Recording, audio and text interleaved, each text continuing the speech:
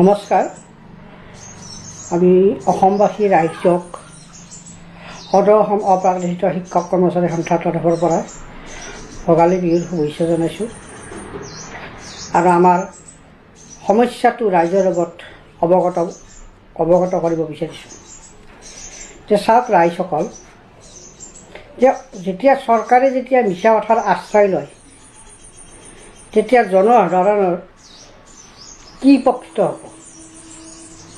যে আমাক মিছা কথা আভুৱা ভৰাই 2022 চনৰ পৰা 2025 চনটো শেষ কৰিলে আমাৰ সমস্যাটো সমাধান কৰিম বুলি। আজি 2026 চন পৰিলে, এতিয়ালৈকে আমাৰ সমস্যা হৈ থাকিল। অথচ চৰকাৰে আমাক আশ্বাস দিছিল যে আইনৰ 17-18 আইনৰ ধাৰা উপধাৰাসমূহ শিথিলতা কৰি সংশোধনীৰ ব্যৱস্থাৰে তেওঁলোকে আমাৰ সমস্যাটো সমাধান কৰিবলৈ আমাক আশ্বাস দিছিল।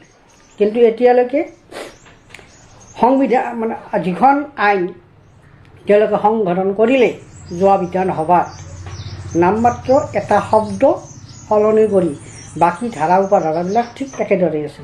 কোনো ধৰণৰ সংশোধনী ব্যৱস্থা লোৱা নাই আৰু সেই যিটো ব্যৱস্থা, সংশোধনীৰ যিটো ব্যৱস্থা, সেইটো ওলমি আছে।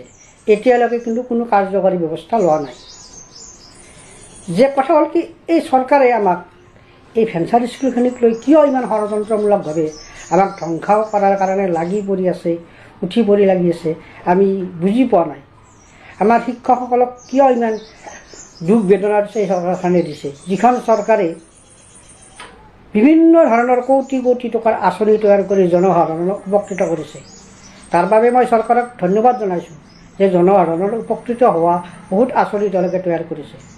কিন্তু ভেঞ্চাৰ স্কুলত নিমিত্ত মাত্ৰ শিক্ষক, খুব বেছি 10,000 বা 12,000 মান শিক্ষকে বৰ্তমান জীৱিত আছে। এই শিক্ষকখিনিক ধাৰা উপধাৰা শিথিল কৰি প্ৰাদেশিকৰণ কৰিলে তেওঁলোকৰ ক্ষতিটো ক'ত হয়? ৰাজভঁৰালটো উদাও নহয়। আমি দেখিছোঁ যে বিভিন্ন ধৰণৰ কাৰ্যসূচীৰ দ্বাৰা চৰকাৰে কোটি কোটি টকা খৰচ কৰি আছে।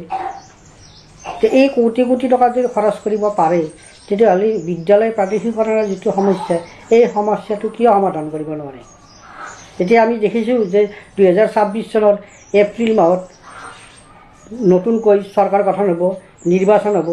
তাৰ আগত যদি আমাৰ সমস্যাটো সমাধান নকৰে, যদি 10 ফেব্ৰুৱাৰীৰ আগত যদি সমস্যাটো সমাধান নকৰে, তেতিয়াহ'লে আমাৰ মাজৰ পৰা আৰু বহুত শিক্ষক বিনা বেতনে অৱসৰ ল'ব। হয়তো আমাৰ মাজৰ পৰাই আৰু বহুত শিক্ষক আত্মহননৰ দৰে পথ বাছি ল'ব। গতিকে আমি চৰকাৰক অনুৰোধ কৰিব পাৰোঁ, আন্দোলন আৰু কিমান কৰিম?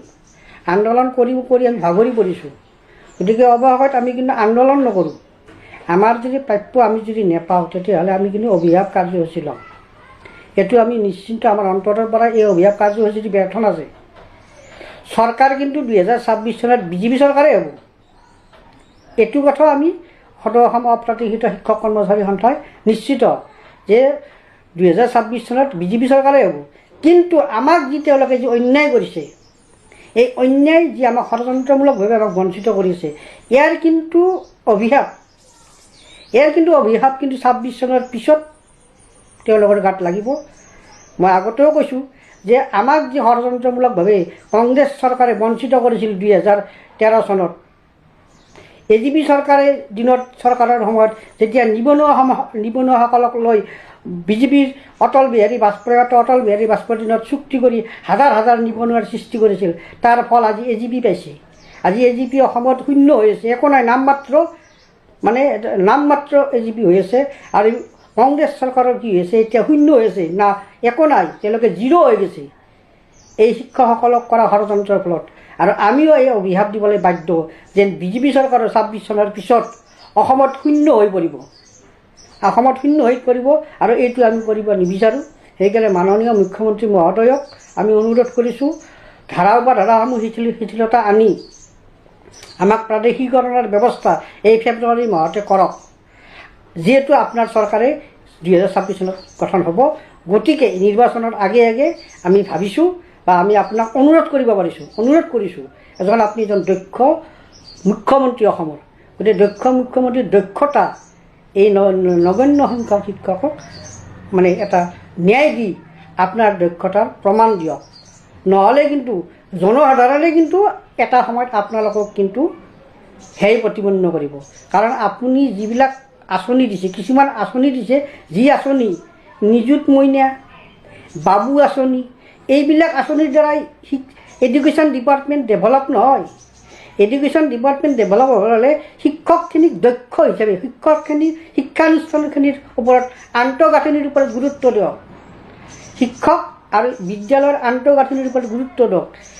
যিবিলাক আঁচনিৰ জৰিয়তে জনসাধাৰণ অসমৰ ৰাইজৰ অসমৰ অৰ্থনৈতিক উন্নয়ন হয়, সেইবিলাকত গুৰুত্ব দিয়ক। আপুনি যিহেতু পদ প্ৰাদেশিকৰণ কৰিব, গতিকে শিক্ষকৰ পদ প্ৰাদেশিকৰণ কৰক। তাৰ ধাৰা উপধাৰাবিলাক শিথিলতা আনিলেহে শিক্ষকৰ পদ প্ৰাদেশিকৰণ হ'ব।